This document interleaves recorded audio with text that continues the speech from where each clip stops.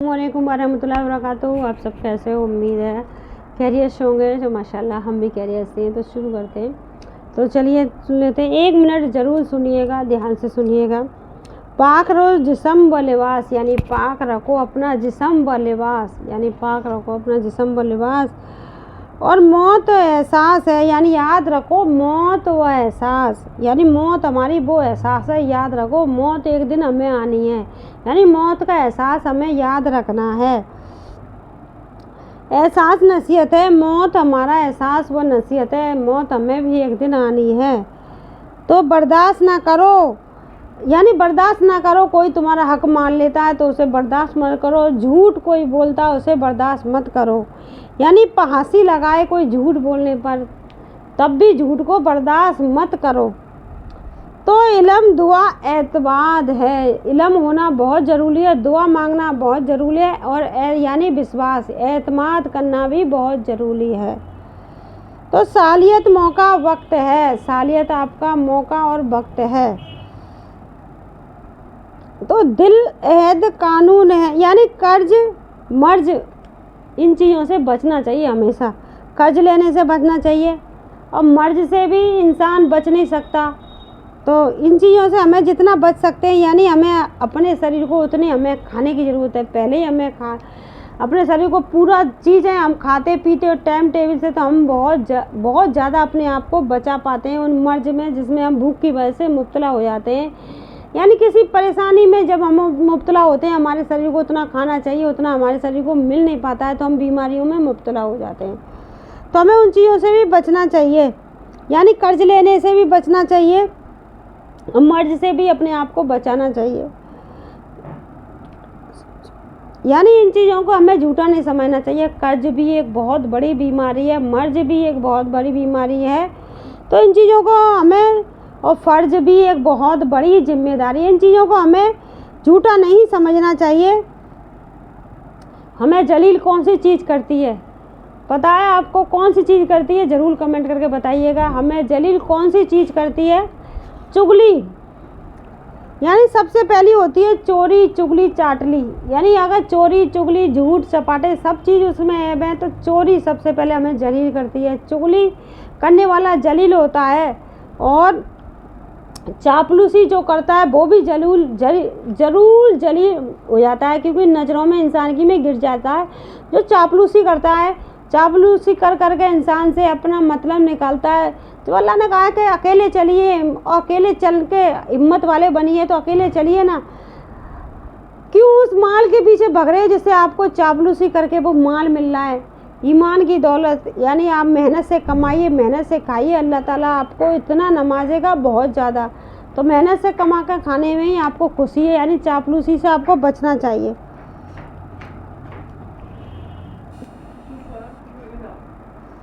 तो इमाम शाहज़ाब अलैहिस्सलाम फरमाते हैं, हड्डी को पूरी तरह साफ़ करके नहीं खाना चाहिए। यानी हड्डी को पूरी तरह साफ़ करके लोग बाग खा लेते हैं, और बहुत से नली के अंदर जो गूदा होता है उसे भी तोड़ तोड़ कर निकाल लेते हैं।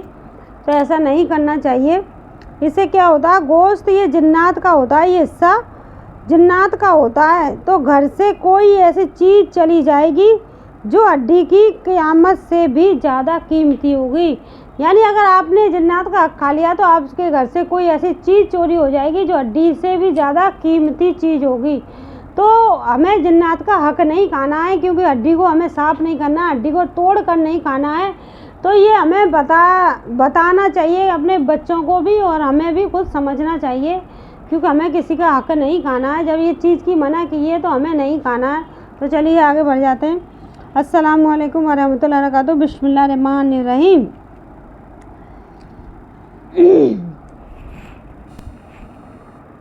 तो हज़रत बरा बिन आज़िब रज़ी अल्लाह अन्हु रवायत है कि हम लोग नबी करीम सल्लल्लाहु अलैहि वसल्लम के साथ एक अंसारी साहबी के जनाजे में कब्रिस्तान गए। जब हम कब्र के पास पहुँचे, यानी तो हज़रत अनस बिन मालिक रज़ा से रवायत है कि रसूलुल्लाह सल्लल्लाहु अलैहि वसल्लम ने इरशाद फरमाया, बंदा जब अपनी कब्र में रख दिया जाता है और उसके साथ, यानी उसके जनाजे के साथ आने वाले वापसी चल देते हैं, और अभी वो इतने करीब होते हैं कि इनकी जूतों की आवाज़ वो सुन रहा होता है, यानी इतने करीब होते हैं कि जूतों की आवाज़ वो सुन रहा होता है। इतने में उसके पास 2 फरिश्ते आते हैं और वो उसको बिठाते हैं और फिर उससे पूछते हैं, तुम इस शख्स मोहम्मद सल्लल्लाहु अलैहि वसल्लम के बारे में क्या कहते हैं थे? तो मोमिन होता है तो वो कहता है, मैं गवाही देता हूँ कि वो अल्लाह ताला के बंदे और उसके रसूल हैं। ये जवाब सुनकर उससे कहा जाता है कि ईमान न लाने की वजह से दोजख में जो तुम्हारे जगह होती है उसको देख लो। अब अल्लाह ताला ने उसके बदले तुम्हें जन्नत में जगह दी है। दोजख और जन्नत दोनों मुकाम के, यानी दोजख में जाते तुम अगर ये ईमान न लाते हुजूर सल्लल्लाहु अलैहि वसल्लम को, तो इसकी वजह से आप देख लीजिए दोजख को भी। तो चलिए सामने कर दिए जाते हैं, चुनांचा दोजखों को एक साथ दिखाता है, यानी दोजख जन्नत के दरवाजे खोल दिए जाते हैं, चुनांचा एक साथ दिखा दिए जाते हैं कि तू इस चीज़ का हकदार बना दिया जाता अगर आप सल्लल्लाहु अलैहि वसल्लम पर ईमान न लाता।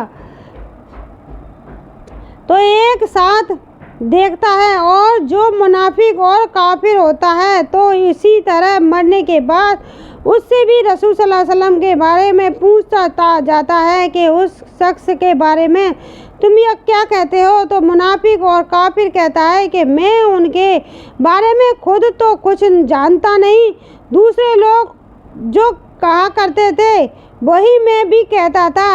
इसके उस जवाब पर उसको कहा जाता है, तूने ना तो खुद जाना और ना ही जानने वालों को पैरवी की। फिर सजा के तौर पर लोहे के हथौड़े से उसको मारा जाता है, जिससे वो इस तरह चीखता है कि इंसान व जन्नत के अलावा उसके आसपास की हर चीज़ उसका चीखना सुनती है, यानी जन्नत और इंसान दोनों ही नहीं सुन पाते। उसके हथौड़े जो मारे जाते हैं कब्र में, उसकी चीखता है उसकी वजह से।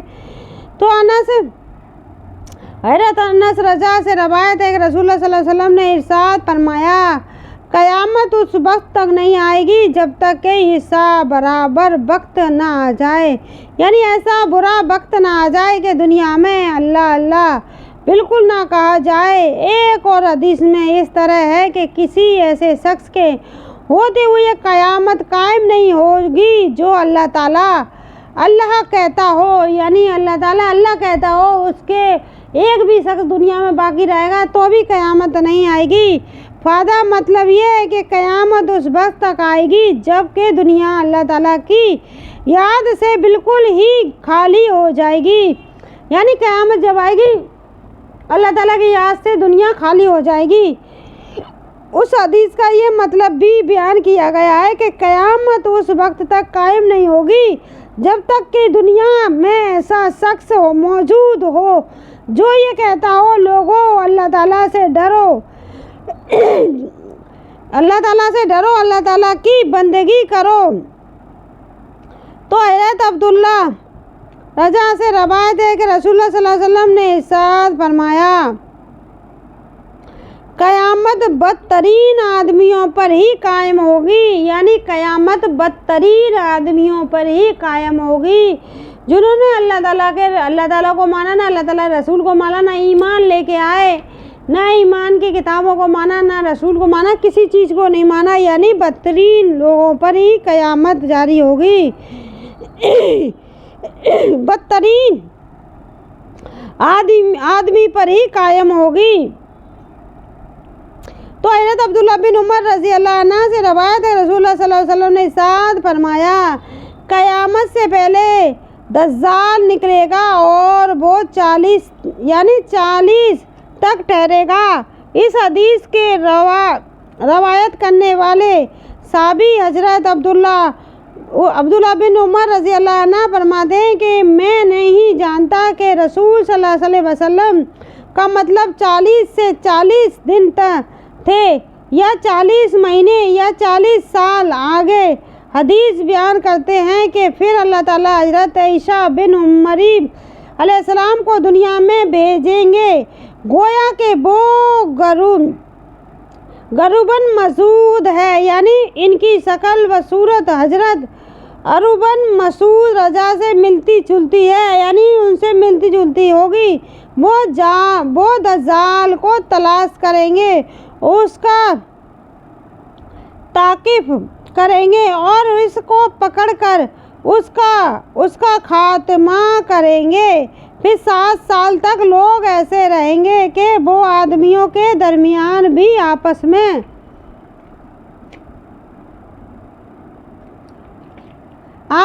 दुश्मन नहीं होंगी, यानी आदमियों के बीच में आपस में दुश्मनी नहीं होगी। 7 साल तक ऐसे ही रहेंगे। फिर अल्लाह ताला मालिक शाम की तरफ से एक खास किस्म की ठंडी हवा चलाएंगे, जिसका ये असर होगा कि रोए ज़मीन पर कोई शख्स ऐसा बाकी नहीं रहेगा जिसके दिल में जरा बराबर भी ईमान हो। बहरहाल उस हवा से तमाम अहल ईमान ख़त्म हो जाएंगे, यहाँ तक कि अगर तुम में से कोई शख्स ऐसी किसी पहाड़ के अंदर भी चला जाएगा तो ये हवा पहुँच कर उसका खात्मा कर देगी। रसूल सल्लल्लाहु अलैहि वसल्लम ने फरमाया, उसके बाद सिर्फ बुरे लोग ही दुनिया में रह जाएंगे, जिनकी दिल ईमान से बिल्कुल खाली होंगे। उनमें परिंदों वाली तेजी और फिरती होगी, यानी जिस तरह परिंदे उड़ते हैं फिर तलते रहते हैं, उड़ते फिरते चलते रहते हैं, इसी तरह लोग अपनी गलती ख्वाहिशात के पूरा करने में फुर्ती दिखाते रहेंगे, यानी फुर्ती दिखाते रहेंगे, ख्वाहिशात की पूरी करने में फुर्ती दिखाते रहेंगे। इसी तरह लोग बाग और दूसरे पर जुल्म करते रहेंगे, यानी और दूसरों पर जुल्म करते रहेंगे, तो वह ज्यादती करने में दरिंदों वाली आदत होंगी, यानी ज्यादती करेंगे, दरिंदों वाली आदत आ जाएंगी, यानी दरिंदों वाली आदत आ जाएंगी उनके अंदर। भलाई को भलाई नहीं समझेंगे, यानी भलाई को भलाई भी नहीं समझेंगे और बुराई को बुरा जानेंगे।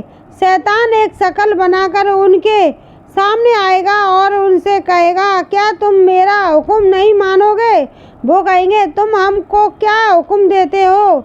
यानी जो तुम कहो वो हम करेंगे। तो शैतान नहीं बुतों की पैरस्ती का हुक्म देगा और वो उसकी तामील करेंगे और इस वक्त पर रोजी की फरावानी होगी और उनकी ज़िंदगी बज़ाहिर बड़ी अच्छी ऐश व इसरत से नसात वाली होगी। फिर सूर फूंका जाएगा, जो कोई इस सूर की आवाज़ को सुनेगा उसका आवाज़ की दहशत और खौफ से बेहोश हो जाएगा और इसकी वजह से उसका सर जिस्म पर सीधा कायम न रह सकेगा, बल्कि उसकी गर्दन इधर उधर ढल जाएगी, यानी इधर उधर ढल करेगी।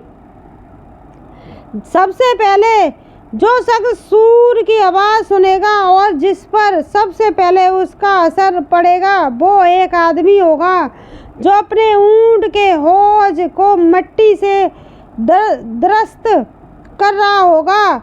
वो बेहोश हो और बेजान होकर गिर जाएगा, यानी मर जाएगा, और दूसरे सब लोग भी इसी तरह बेजान होकर मर जाएंगे। फिर अल्लाह ताला हल्की सी बारिश बरसाएंगे, ऐसी जैसे कि सजम, इसके असर से इंसानों के जिस्मों में जान पड़ जाएगी।